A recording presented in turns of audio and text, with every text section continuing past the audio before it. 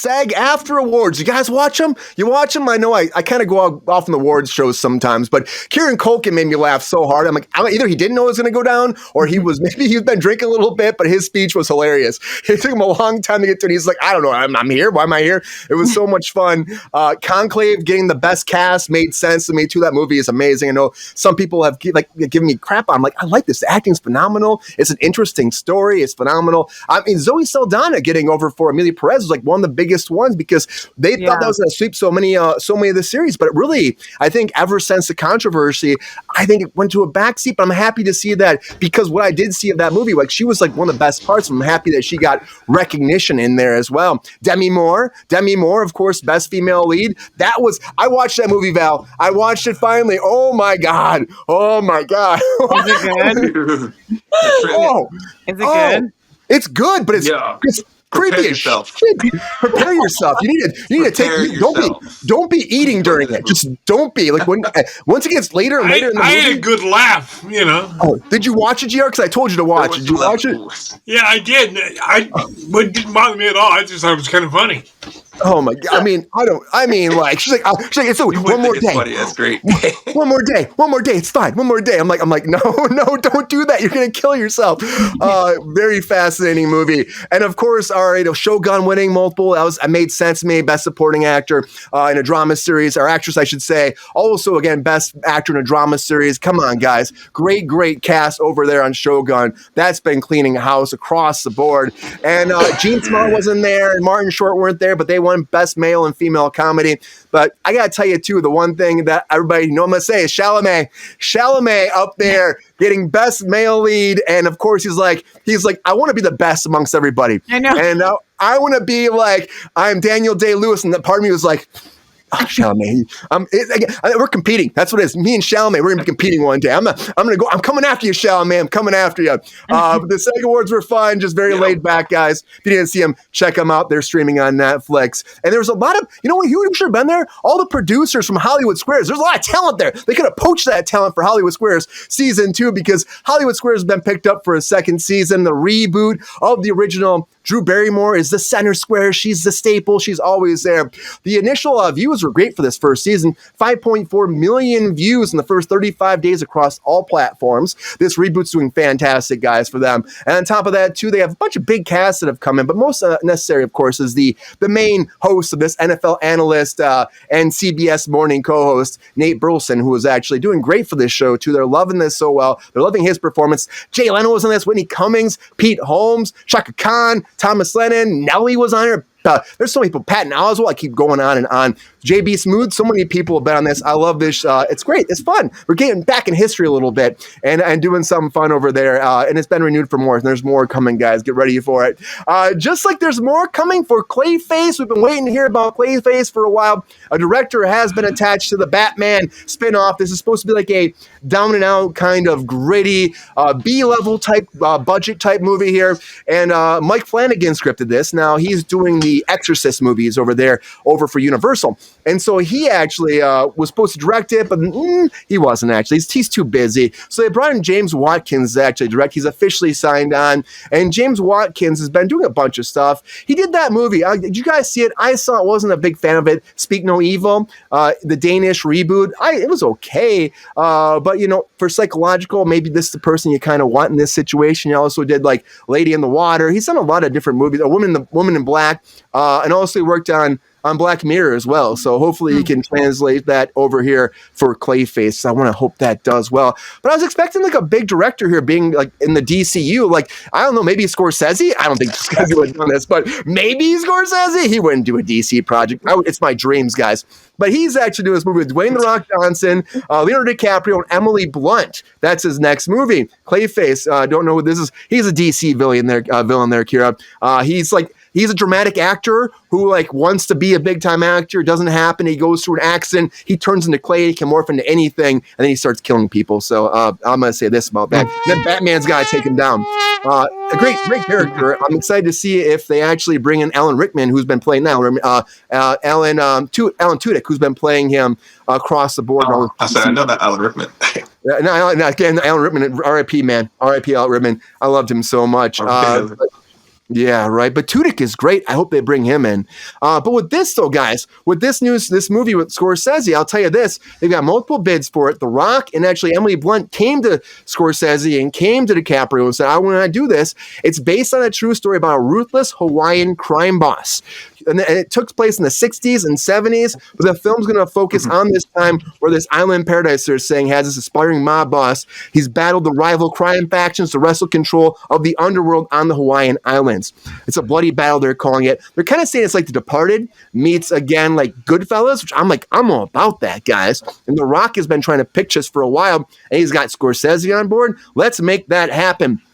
I'm surprised Batista's not in here, guys. Why not? Throw him. He's working all over the place. But Batista said recently that he wants to come back to be Drax, maybe if James Gunn wants him to do it. So he said, I'm done. But if James Gunn, he's busy. But if he wants to do one more, I'm there for it. So there is a world where you could see him come back to be Drax one more time in the Guardians of the Galaxy. But I just don't see it happening. I don't think Dave sees it happening. It comes down to James Gunn. I think James Gunn's just so busy in the DCU with Superman and now with getting the new Batman going and the Batman with Matt Reeves. He's got so many. He's working on The Authority now too, I hear. So he's got a lot of projects in the back burner, and Peacemaker he's been working on too, season 2.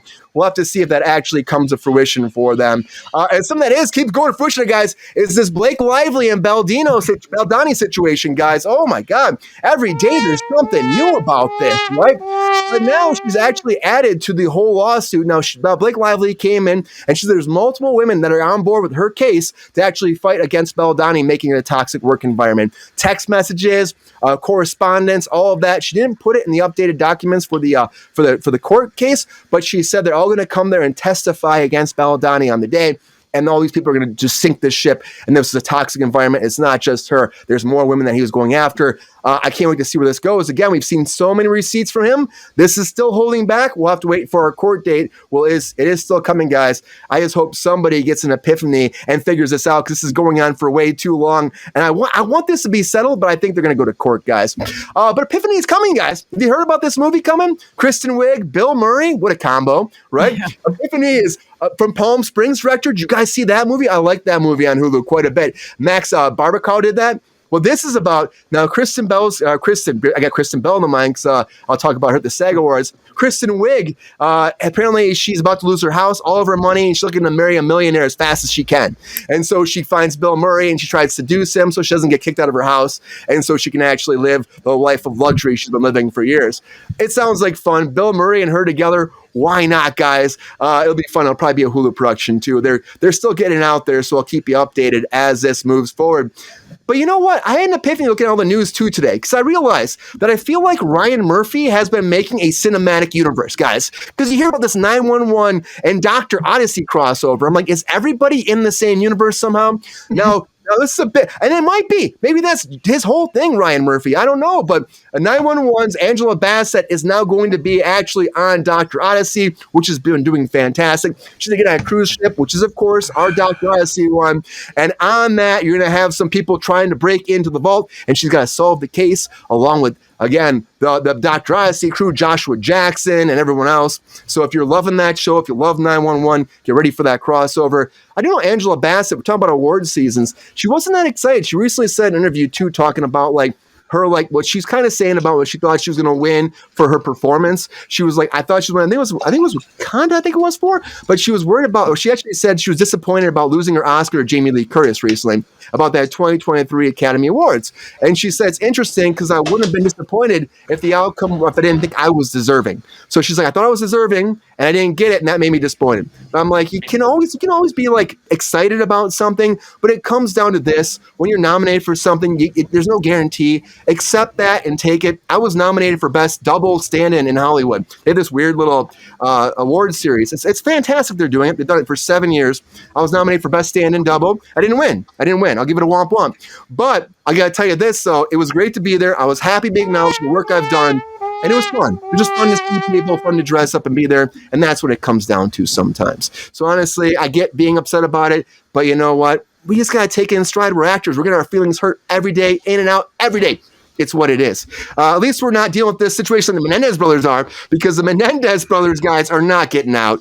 We've been talking about this, of course, since Ryan Murphy had the whole series come out. Now the Nathan Hodgman came forward, our DA here in LA, and he was kind of like, guys, this is not happening. It's not happening. He's saying that their life sentences will stand. According to him, his conclusion is that his response is that the court should not let them out. He's denying their current petition. And he's telling Gavin Newsom too as well. And he said he believes that that little evidence they had with the note that doesn't qualify it, because he did come forward and said this.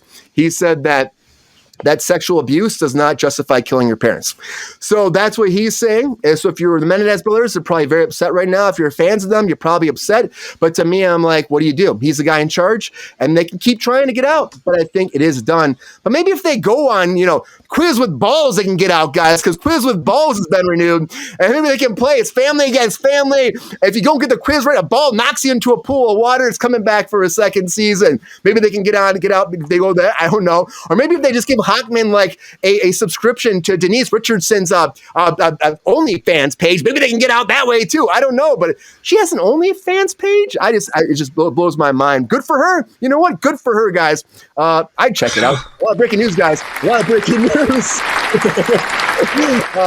Maybe it's just for her feed. I know. I think she's showing everything. That's what it seems like. Oh, she's going full. Okay. I love doing Starship Troopers, but I do whatever. Do your thing. Do your thing. It's only 30 years old now. It's. I mean, yeah. I don't know. That picture. That has to be the worst picture of her I've ever seen. She looks like somebody that's had way too much lifts. And Valerie's on her OnlyFans page right now, checking it out, see what's going on. I know, right? Is it Val? Is it good? Is it bad? What's going on there? I'm doing research for the pod, okay? And you know what? Denise Richards out here working it. I'll tell you what. Yeah, she's working it. Her family was coming forward saying we're happy for her if she's excited about this chapter in her life, which I get. I get, but it's just kind of funny. This OnlyFans thing is just blowing up. GR, do you have an OnlyFans yet? Yeah, right. He's not going to answer to me.